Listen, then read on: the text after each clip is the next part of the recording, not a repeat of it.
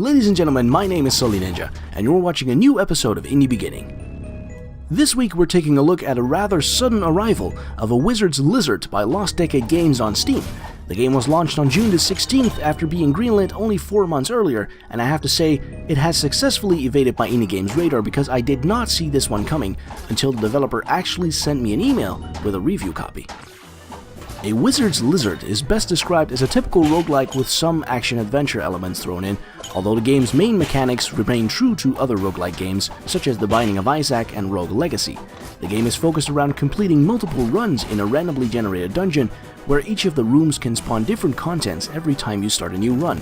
Sometimes a room will present you with a multitude of enemies, other times it will fill itself with explosive barrels, and some rooms appear to have spawned completely devoid of items and mobs, although I'm not completely sure this is meant to happen. The story is simple. You are quite literally a wizard's lizard, and you decide to go on an epic adventure to free your master, who has been taken captive by Death himself after inventing an elixir that will supposedly grant immortality.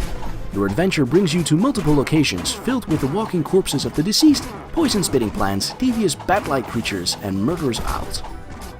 You are not completely helpless, however. As a lizard, you might lack the mighty spell power your master possesses, but you still know how to throw a sword around so it hits zombie brains on the way out.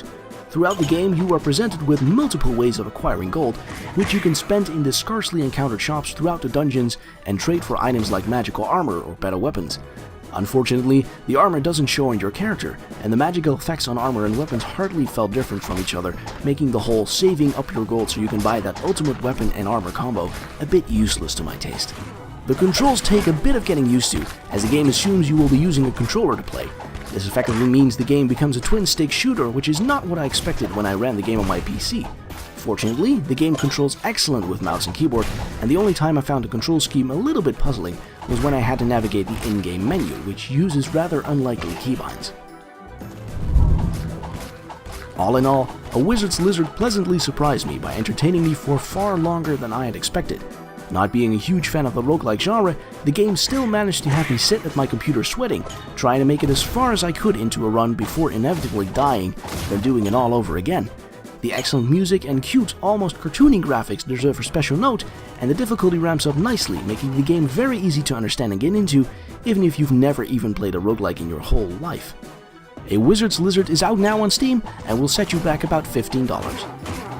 That's it for this week. Stay tuned for a new episode of Indie Beginning next Friday. As always, thank you very much for watching, and I'll see you guys next time.